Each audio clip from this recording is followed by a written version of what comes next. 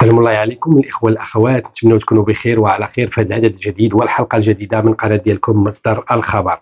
في هذه الحلقة إخوة الأخوات غادي نشوفوا موضوعين مهمين.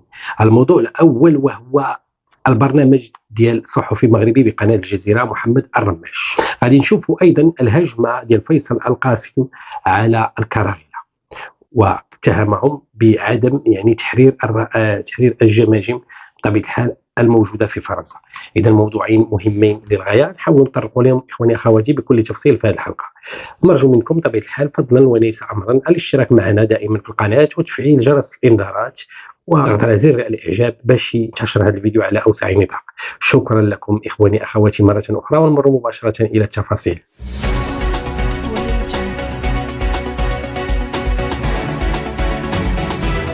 كيف ما قلنا إخواني أخواتي في برنامج مثير للجدل ديال محمد الرماش، هذا الصحفي المغربي بقناة الجزيرة، مؤخرا قام بواحد البرنامج اللي يطلق عليه الاسم ديال المغاربة.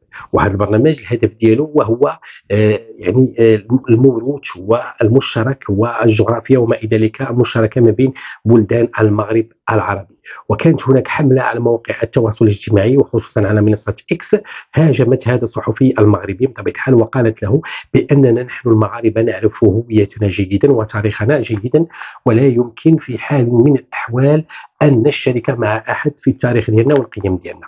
وبالتالي فكان الرد ديال هذا الصحفي وقال بأنه الخطاب ديال جلالة الملك محمد السادس الأخير قال بأن هناك موروث مشترك وما إلى ذلك. نعم، هناك موروث مشترك وجغرافيا مشتركة، لكن تاريخ بطبيعة الحال ديال المملكة المغربية فهو تاريخ وحيد، وتاريخ بطبيعة الحال ديال المغاربة يشهد له الكل بالنضال وما إلى ذلك. وبالتالي فهذا البرنامج المثير للجدل المشكل فيه بمشاركة فيه صحفيين من النظام العسكري الجزائري أو لا يخدمون الأجندة ديال المخابرات الجزائرية كخديجة بن قنة، هي من بين معدين هذا البرنامج. إذن هذا الصحفي بطبيعة الحال فهو مغربي ولا يدري يمكن المكائد لمن وراء هذا البرنامج.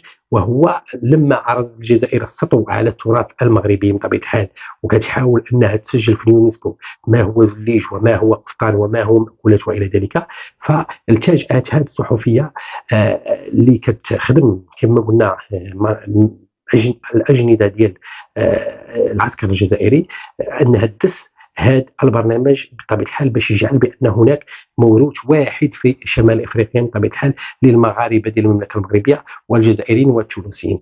إذن هذاك القفطان أو هذاك الزليج فهو موروث كما تنقولوا مشترك، الشيء اللي هو غير صحيح. أما الاستدلال بالخطاب ديال جلالة الملك نصره الله فهو استدلال خاطئ، لأن الملك نصره الله قال بأنه يجمع جغرافيا واحدة ولهم نفس الصفات وما إلى ذلك.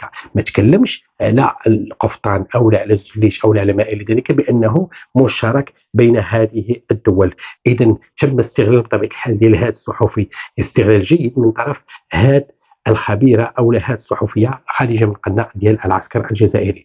إذا مزيدا من الحيطة والحذر كنقولوا على هذا الصحفي باش يعرف اشنو تيدير في قادم الأيام. على سبيل المثال السيد ناصر بطبيعة الحال اللي استقل من قناة الجزيرة لما مسوا المغرب أو لمسوا الوحدة الوطنية للمملكة المغربية فقدم الاستقالة ديالو وخرج من هذه القناة ديال الجزيرة بطبيعة الحال بأنها كتخدم بعض الأجندة اللي هي ضد المملكة المغربية.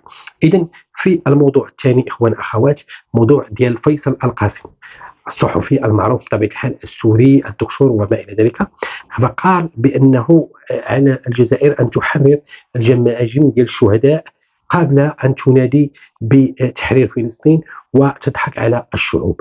إذن هذه التغريدة ديال فيصل القاسم لقت إقبال كبير بطبيعة الحال على مختلف منصات التواصل الاجتماعي، وقال بأن ماذا قدمت هذه الجزائر لفلسطين غير الشعارات ورفع الأعلام في الملاعب الرياضية، شي حاجة اللي هي قدمتها بشكل اللي هو واضح جدا لفلسطين فما كاينش من غير الشعارات وما إلى ذلك. ففطن لهذه القضية وتم بطبيعة الحال التغريدة ديالو لقات تفاعلات عدة. فالمغرب بعد المغردين قال بأنه استرجع جمجمة ديال التمساح عنده 56 مليون سنة من أمريكا، فيجب على العسكر الجزائري أن يسترجع الجماجم ديال الشهداء ديالو اللي كتقبع في فرنسا. إذن إخوة الأخوات هذا كل ما لدينا في هذه الحلقة. نرجو أن هذه المادة الإخبارية تكون فقط، نرجو إخوان الأخوات أن هذا الإخباري. إذن هذا كل ما لدينا إخواني أخواتي في هذه الحلقة. نرجو منكم باش أنكم تشتركوا معنا مرة أخرى في القناة، وتفعلوا جرس الإنذارات باش يوصلكم أي جديد، ضغطوا على زر الإعجاب باش ينتشر هذا الفيديو على أوسع نطاق. دمتم في رعاية الله، وإلى الحلقة القادمة بحول الله.